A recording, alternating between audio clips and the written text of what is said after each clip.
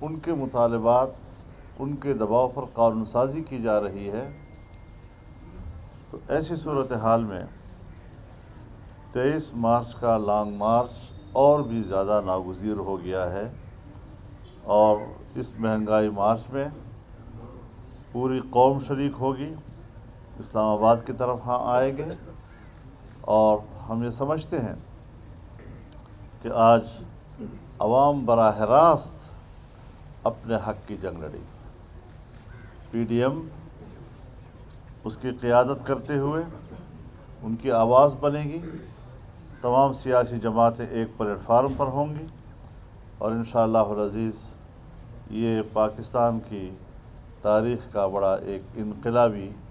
قدم ہوگا جو 23 مارچ کو پورے ملک کی سطح پر اٹھایا جائے گا۔ اس کے ساتھ ہی میں ایک دوسری بات بھی عرض کرنا چاہتا ہوں۔ جناب میاں نواز شریف صاحب کی حکومت میں موٹر ویز کا جال بچھایا گیا، بجلی کی پیداوار میں بہت زیادہ اضافہ کیا گیا۔ چائنا جو ہمارا بڑا گہرا دوست روز اول سے چلا آ رہا تھا، اس کی دوستی ایک اقتصادی دوستی میں تبدیل ہوئی، اور خدا کر کے سی پیک کا مغربی روٹ ڈیرہ اسماعیل خان تک مکمل ہوا ہے۔ ہم بند کمروں میں افتتاح کے قائل نہیں ہیں، اور نہیں ایسا پروجیکٹ کہ جس کو اس موجودہ حکومت نے تباہ کیا ہے، اور اتنے بڑا پیسہ جو چین پاکستان میں انویسٹ کر رہا تھا، اس کو جس طرح جمود کی طرف دھکیلا ہے، ہم ان کو اس پروجیکٹ کے کسی حصے کے افتتاح کرنے کا حقدار نہیں سمجھتے۔ ہم اعلان کرتے ہیں کہ 5 فروری کو جس وقت یہاں پر اسلام آباد میں کشمیریوں کے ساتھ یکجہتی کا مظاہرہ ہوگا، اس کے فوراً بعد ہم عوامی ریلی کے ذریعے سے ہکلا سے ڈیرہ اسماعیل خان تک ریلی لے کے جائیں گے، اور اس خطے میں جتنے اضلاع آتے ہیں، جتنے انٹرچینج آتے ہیں، وہاں کے لوگوں سے ہم اپیل کریں گے کہ وہ موٹر وے پہ آئیں اور اپنے ہی ہاتھوں سے اس بہت بڑے پروجیکٹ کا خود افتتاح کریں۔ انشاءاللہ ایک عوامی ریلی ہوگی جو 5 فروری کو اس کا افتتاح کرے گی۔ اس کے علاوہ 25 جنوری کو انشاءاللہ العزیز پی ڈی ایم کا سربراہی اجلاس ہوگا، جس میں 23 مارچ اور 5 فروری اس حوالے سے جو انتظامی معاملات ہیں اس پر ایک نظر ڈالی جائے گی، اور اس میں اگر جو بھی مشاورت کے ذریعے سے کچھ چیزیں طے ہوں گی وہ آپ کے سامنے لائی جائیں گی۔ لیکن ساتھ ساتھ ہم اس بات پر بھی غور کر رہے ہیں کہ اس حکومت کو فوری طور پر رخصت کرنے کے کیا کیا آپشنز ہو سکتے ہیں۔ پی ڈی ایم کے اجلاس میں اس پر بھی غور کیا جائے گا تاکہ حجت تمام ہو جائے۔ ہم سیاسی جماعتوں سے بھی کہنا چاہتے ہیں، اور حکومت کے ساتھ جو اتحادی جماعتیں ہیں، انہوں نے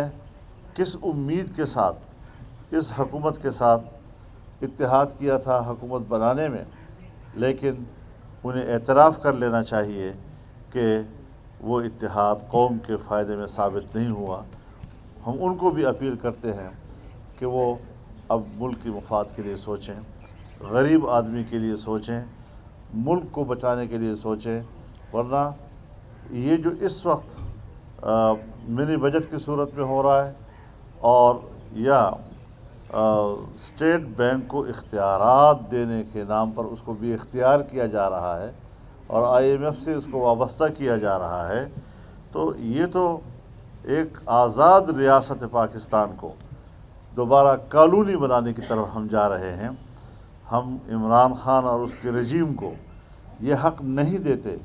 کہ وہ پاکستان کی ایک آزاد ریاست کو دوبارہ کالونی بنائے اور غیر ملکی اداروں کے رحم و کرم پر ہمیں چھوڑیں۔ ہم اپنی معیشت کو آزاد رکھنا چاہتے ہیں،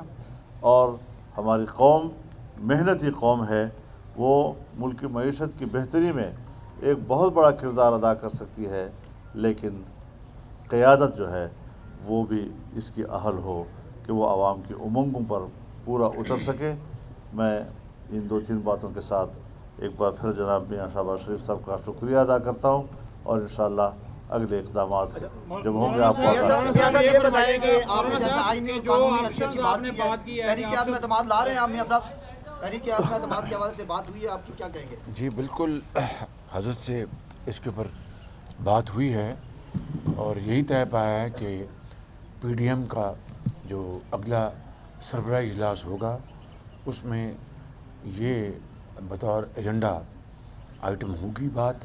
اور اس کے اوپر بھرپور مشاورت کے بعد فیصلہ دیا جائے گا انشاءاللہ۔ مولانا صاحب یہ فرمائیے گا، آپ نے آپشنز کی بات کی حکومت کو گھر بھیجنے کے حوالے سے، کیا آپ کو امید ہے کہ جس طرح خیبر پختونخوا میں وہ نیوٹرل رہے ہیں،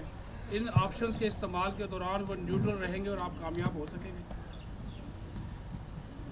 میرے خیال میں اس حقیقت کو تسلیم کیا جانا چاہیے کہ جن اداروں سے ہمیں شکایت تھی کہ ان کی مداخلت سے 2018 کا الیکشن قبول نہیں کیا جا سکا، اور جہاں ایک نالائق اور ناجائز حکومت کو تسلیم نہ کرنے کی بات ہو رہی تھی، وہاں ادارے بھی تنقید کی زد میں آ رہے تھے، جو ملک کی سیاست کے لیے کوئی اچھی علامت نہیں ہے۔ آج جب کہ کے پی میں بلدیاتی الیکشن کا پہلا مرحلہ ہوا اور ہم نے دیکھا کہ کوئی ادارہ جو ہے وہ الیکشن کے پولنگ اسٹیشنز پر یا گنتی کے دوران نظر نہیں آیا، تو پھر آپ نے دیکھا کہ اس کے نتائج پھر کیا سامنے آئے ہیں۔ تو ہم آئندہ بھی یہی توقع رکھتے ہیں، ادارے کی جو عزت ہے وہ ان کے اپنے آئینی دائرۂ کار کے اندر رہتے ہوئے کردار ادا کرنے میں ہے، اور ہم یہی ان سے توقع رکھتے ہیں، اور آئندہ بھی عام انتخابات میں انشاءاللہ یہی روایت اگر مستحکم ہو گئی اور برقرار رہی تو آپ دیکھیں گے کہ ملک کے سیاست کے اور انتخابات کے نتائج کیا ہوں گے۔ مولانا صاحب یہ بتائیے گا کہ الیکشن کمیشن نے دوسرے مرحلے کے انتخابات میں فوج کو طلب کر لیا، آپ نے کہا گنتی میں وہ نہیں تھے تو کوئی اثر انداز نہیں ہوا، آپ کیا امید ہے آپ کو؟ میرے خیال میں وہ جو فوج کو طلب کرنے والی بات ہے ہم مسترد کرتے ہیں۔ الیکشن کمیشن غلام مت بنے، وہ آزادانہ الیکشن کی ذمہ داری لے۔ اس وقت بھی وہاں پر انتظامی تبدیلیاں لائی جا رہی ہیں، ڈپٹی کمشنرز کو تبدیل کیا جا رہا ہے، پریزائڈنگ آفیسر کو تبدیل کیا جا رہا ہے، نئے لوگوں کو ایمرجنسی میں تعینات کیا جا رہا ہے، اور تحصیل لیول پر اسسٹنٹ کمشنرز کو، پولیس کے افسران کو یہ سارا ابتدا کرنا ہے کہ اپنی مرضی کے نتائج حاصل کر سکیں۔ اس کی اجازت نہیں دی جائے گی اور سخت مزاحمت کی جائے گی، لہذا الیکشن کمیشن وہ اپنے آپ کو متنازع مت بنائے۔ مکمل امن و امان ہے، اور پورے صوبے میں انتخاب ہوا اور امن و امان کے حوالے سے مثالی رہا ہے۔ انشاءاللہ ایسی نوبت نہیں آئے گی۔ آپ کا سب کا بہت بہت شکریہ، بہت مہربانی۔ بہت شکریہ۔ شہباز شریف اور مولانا فضل الرحمان میڈیا سے گفتگو کر رہے تھے۔ شہباز شریف مولانا فضل الرحمان سے اسلام آباد میں ملاقات کے لیے آئے تھے۔ ان کا کہنا ہے کہ فیصلہ کیا کہ پی ڈی ایم کا سربراہی اجلاس 25 جنوری کو ہوگا اور عدم اعتماد کی تحریک پر بھی بات ہوگی۔